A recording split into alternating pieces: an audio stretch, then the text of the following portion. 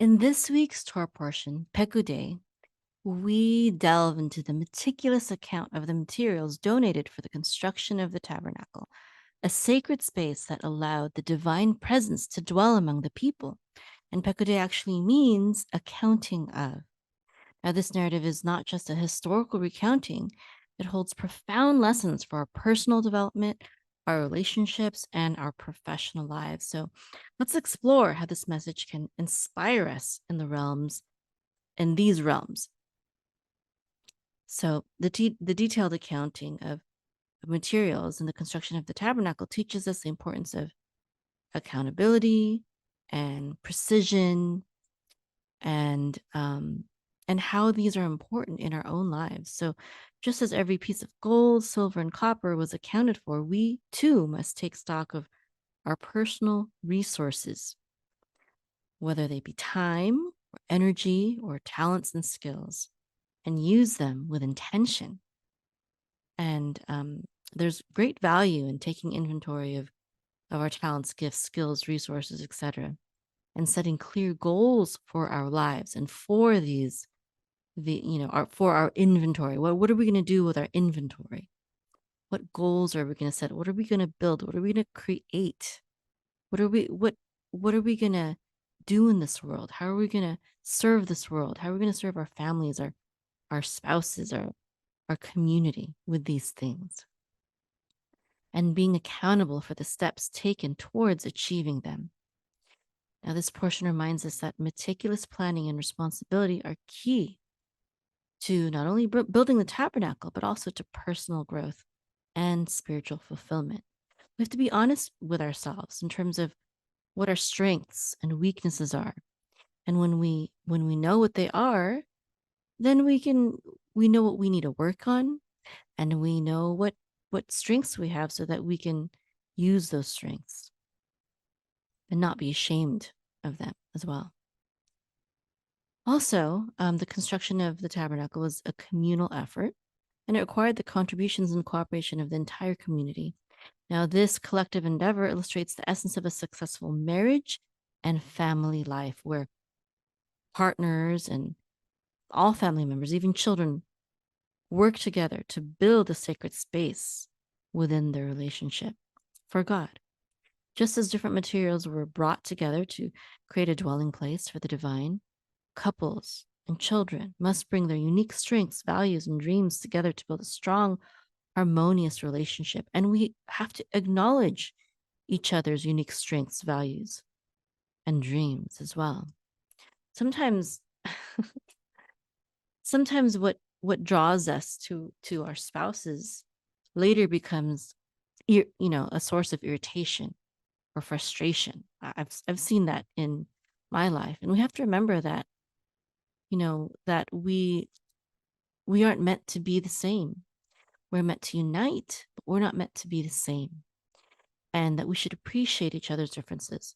And, we may be annoyed or frustrated by the other person's, trait or habit or something like that. But we have to remember also that there's something, even that value, that trait that might annoy us, there might be something good about it, you know? So I feel like I'm too passionate, and sometimes I get too too short-tempered. And my husband, he turns that around. He says, "Well, you are passionate and you care a lot." And that kind of shocks me and it humbles me when he says that to me. And for him, sometimes I think, "Oh, he's too passive." But then, if we were both like me, we would just, we might just kill each other or something, too passionate. It's so nice that there's an even balance, that we are different. And even though, we might rub each other the wrong way sometimes with our differences, we have to also acknowledge that we complement each other. Okay. Now, so remember that recognizing each other's strengths and traits and skills, etc., can help to build a stronger relationship, a stronger family. Now, also, it's important to, to realize our differences and communicate openly despite them, and collaborate on our shared goals and create a relationship that is greater than the sum of its parts. Okay, so acknowledge each other's differences, appreciate them, appreciate each other's differences, and then collaborate and realize that, God brought these different traits together, man and woman, different, from by design. We are opposites of each other. In the book of Genesis, where it says, "I have created a helpmeet." It's usually translated as, "I have created a helpmeet." I think it's usually translated as suitable for you, or something like that. It's usually translated. But in the Hebrew, you can translate that as, I have created a helpmeet that is opposed to you, or opposite you, or contrary to you. So he's saying, we are here to challenge each other as husband and wife. That's okay. That's actually God's design. Okay, now from a from a from a business and leadership perspective, the construction of the tabernacle serves as a powerful model for effective resource management and teamwork as well. And the precise accounting of donations and materials highlights the importance of transparency, proper allocation of resources, accountability, strategic planning, and achievement of project goals. And the collective effort required to construct the tabernacle underscores the value of teamwork, again, and the strength that comes from diverse contributions. We can use these principles to, as leaders and as entrepreneurs and as team members, to optimize our resources and foster a collaborative work environment, team environment, so that we can lead our teams, our businesses, our organizations to success. So in conclusion, the first Aliyah, this is all based on the first Aliyah Pekudei, which I'll give the Hebrew lesson on later. It offers rich insights into how we can approach personal development, cultivate stronger relationships, and achieve professional success.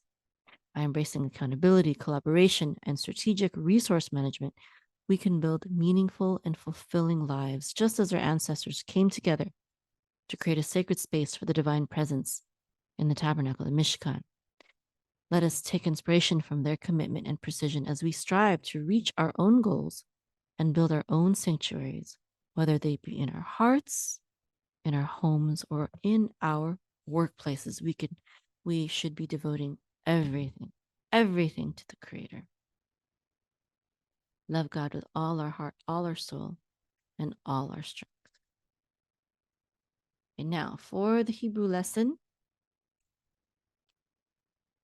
This is found in Exodus chapter 38, verse 21. Okay, this says, Elle Pekudei ha Mishkan.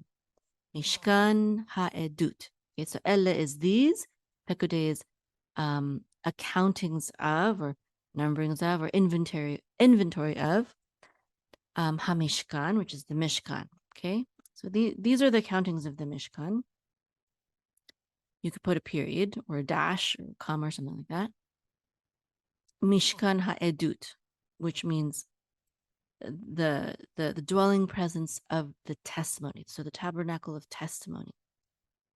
Ha'edut, that's the testimony. Mishkan is the tabernacle. Or it comes from the root word of this word Mishkan comes from the word dwelling presence. Okay, so asher means that right here. Asher ukad.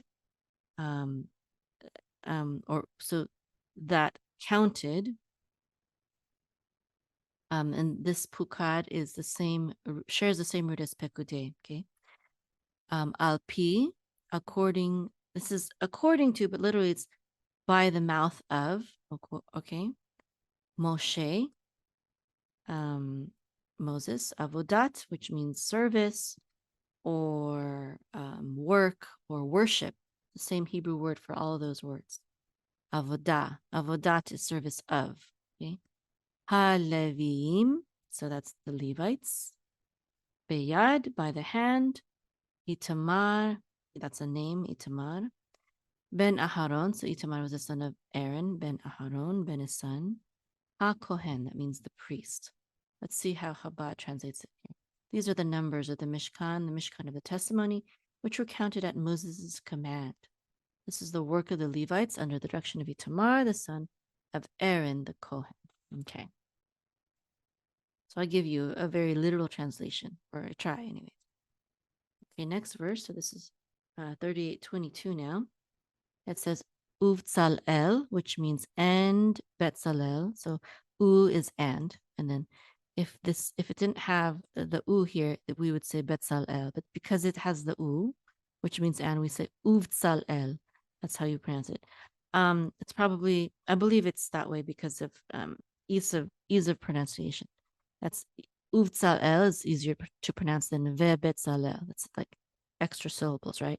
We shorten it by pronouncing the vav as a u and the vet as a vet instead of a bet. Okay, so his name was Betzalel ben Uri, that's son of Uri, ben Hur, which means son of Hur. So that Hur was Betzalel's grandfather, right? Lemate, of the tribe. Mate means tribe. Yehuda, of Judah. Asa, made. Et is a direct object pointer. Kol asher, all that. Kol is all, asher is that. Ziva, commanded. Adonai, or Hashem, so all that Hashem commanded. Et Moshe, so all that Hashem commanded Moshe, okay, or Moses. Okay, next verse, this is Exodus chapter 38, verse 23 now. It says ve'ito, which means and with him. Okay, the ve is and the o part here at the end means him. Oops, what happened there? Okay, there we go. Ve'ito, Oholiav, that's a name, Oholiav. Ben Achisamach, which means son of Achisamach, that's another name. Lemate, of the tribe of Dan, he is of the tribe of Dan. Haras, which means an engraver. He was an engraver. Vechoshev, which means you could call it a designer or craftsman. This word has to do with thinking. He was a thinker. Okay, so we get the word computer from this word machshev, and thoughts, which is machshavot. Machshavot tovot means positive thoughts or good thoughts. Okay, so he was a designer, a thinker, a vechoshev, or craftsman. Verokem, which means a weaver. Bat chelet, which means in blue or of blue. Techelet was a source of dyes, is specifically like in blue dye. He wove blue things that were dyed blue. Uva argaman, so we can translate that as and purple. Okay, uva argaman. Uv tolat, and we could translate that as scarlet. Let me see how Chabad translates it. Purple crimson. Okay, translated as crimson. Hashani, that can be translated as wool, and uvashesh, linen. Okay, and linen. Okay, so now I'm going to trumpet.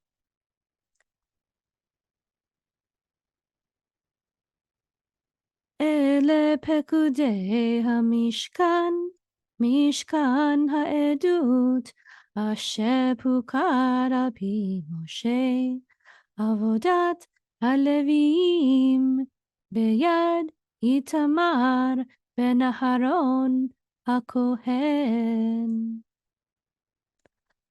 ובצלאל בן אורי בן חור למטה יהודה עשה את כל אשר ציווה אדוני את משה. ואיתו אוהליאב בן אחיסמך למטה דן חרש שב ורוקם בתכלת ובער gaman uvtolaat hashani uvashesh. As Mickey Willis so elegantly portrays in his new documentary, there is a great awakening. People everywhere are starting to realize that there is a very powerful threat hanging over our heads. It's not terrorism, oil shortages, or cyber attacks.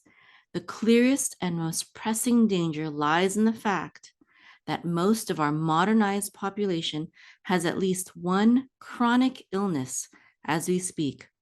And the powers that be have engineered the modern medical system so that they can take away our medical freedom to extract the maximum amount of profit from us while keeping us just barely healthy enough to pay the most of our money, even going into debt sometimes until we finally die. But the good news is that there is absolutely something we can do about it.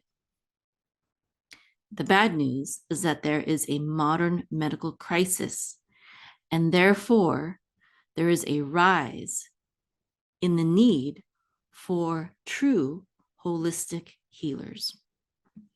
As of January 2022, in the US, there are approximately 331 million people, using the percentages provided by the CDC, and about 60% of US adults have at least one chronic disease.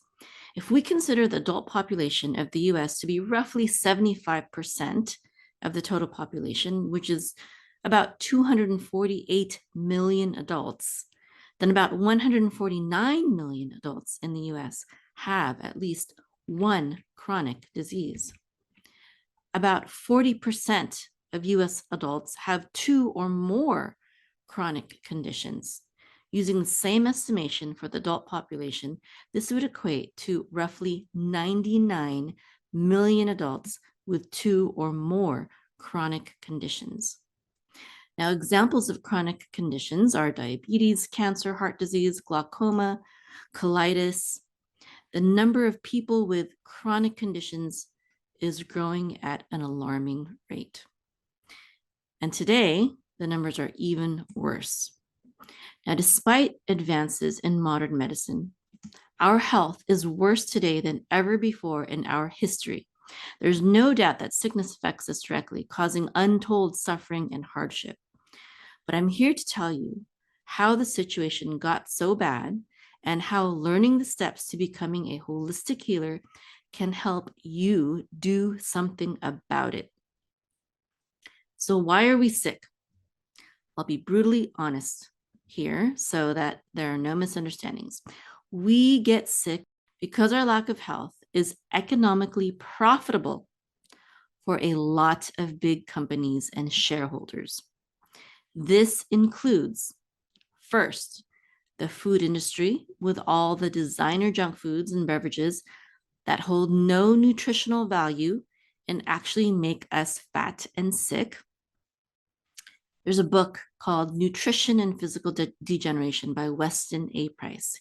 He is a Canadian dentist, and he was one of the founders of the holistic health movement.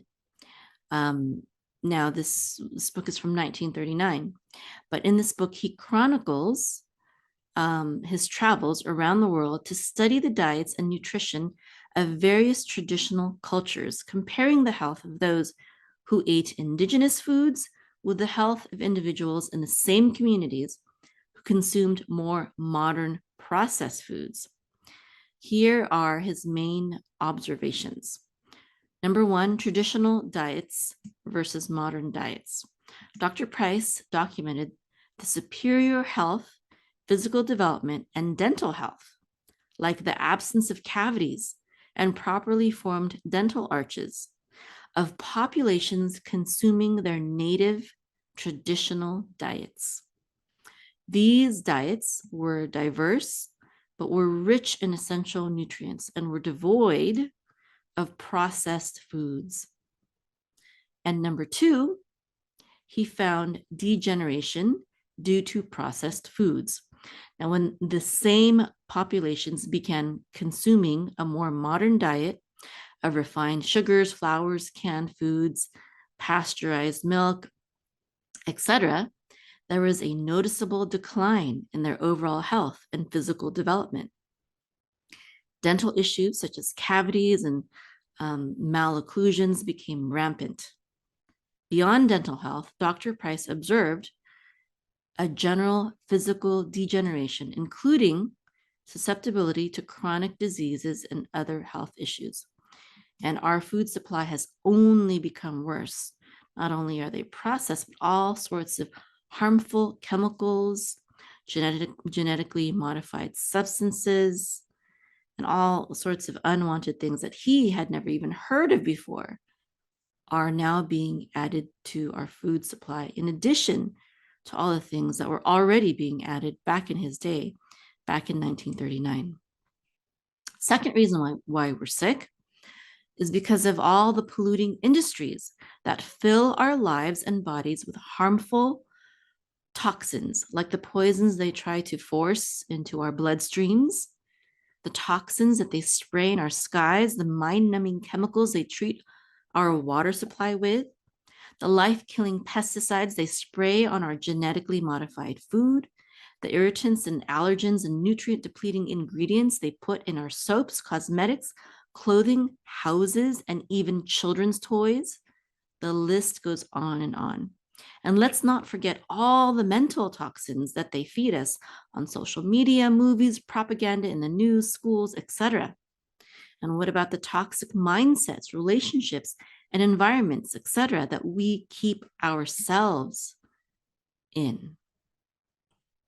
Third reason why we're sick is because the sick care industry, not the healthcare industry, the sick care industry figured out long ago that there's a lot more money to be made in treating symptoms with drugs and surgeries in expensive hospitals than in patient education, prevention, and natural medicine.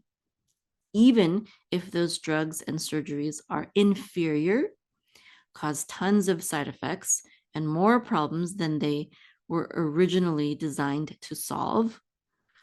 Sadly, it's not just the pharmaceutical companies that are involved, but hospitals, health organizations such as the WHO, CDC, FDA, AMA, and all these other organizations that are supposed to be looking out for our health, but are actually mandating policies that are detrimental and even deadly.